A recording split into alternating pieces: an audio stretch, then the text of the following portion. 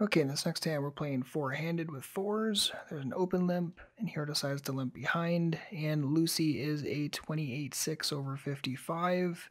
And in this situation, I would also be doing a lot of limping behind. I don't really want to isolate with fours. Fours are going to play kind of junky post-flop in that spot. I'd actually rather limp behind. I still get involved with a fishy opponent, and I get position, and I get a much, much deeper SPR pot where fours are going to play a lot better. And also by limping here, I allow Tobias to get a free complete and obviously get him involved, and I give spaces a free chance to get involved. So I allow them to get involved with hands maybe they get sticky with the times that I smash my set. So I actually think by limping, we open more sources of implied odds as opposed to raising and playing a heads up pot with a hand that isn't really going to perform all that well, in my opinion. And in this situation, Tobias decides to complete, and he's an unknown, and Spaces decides to raise, and he's a 50-50 over two hands. So two hands is not really enough to have any idea, so he's essentially an unknown, and in this situation, Lucy calls, and Hero calls too. So I would typically call this as well.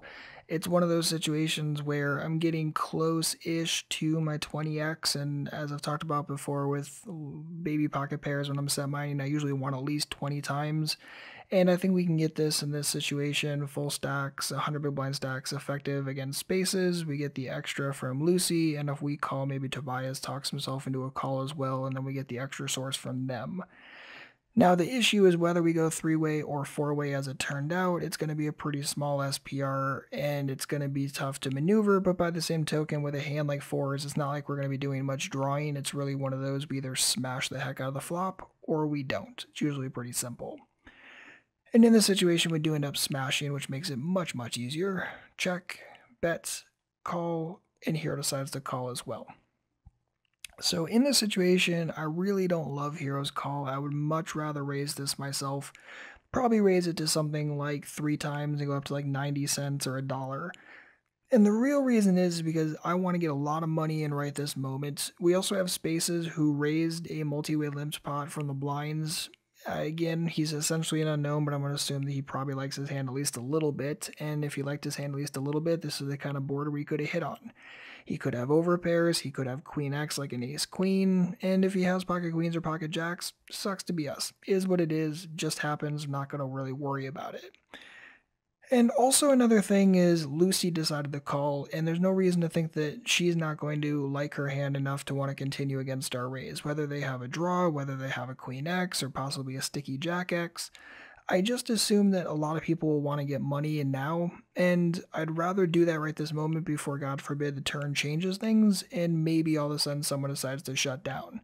You know, if the turn's an ace and they have kings, maybe they slow down, or if they have ace queen and it fills something, maybe they get a little scared and slow down, and I don't really want that. If they're happy now, let's get a lot of money in right this moment before, again, the turn or the river decide to really mess things up. So in this situation, Hero does call again. I prefer a raise. End up seeing a 10 on the turn, face a bet, and face a shove from Lucy. Now in this situation, because Lucy's raise is so small, it doesn't constitute as a real raise, and thus the betting is not reopened. So our only option here, unfortunately, is to call or fold. Not going to fold, so I'm obviously going to call. Kind of sucks. It is what it is. Again, I would have much preferred to go for the raise on the flop, but it just is what it is as played. End up getting the call from Spaces, brick river, he checks, Hero decides to shove. So totally typical, totally standard as played on the turn and river, but again, a lot of this situation is going to boil right back to the flop. And again, I'd much prefer the Hero go for the flop raise as opposed to the flop call. But this is kind of an interesting hand, especially from preflop, talking about whether or not we want to limp behind or go for a different play. And then also, how do we want to react against Spaces raise, and then how do we want to react on the flop when we do annihilate the board? And if we didn't smash the flop, it's pretty easy. We're probably just going to be getting out of it a super large chunk of the time. Not going to try to play much of a showdown value game with fours in a small SPR pot. But again, really important that you understand the preflop and the flop and understand what goes into preflop and why limping behind can be better than just going for an isolation raise, especially with a hand like a small pocket pair.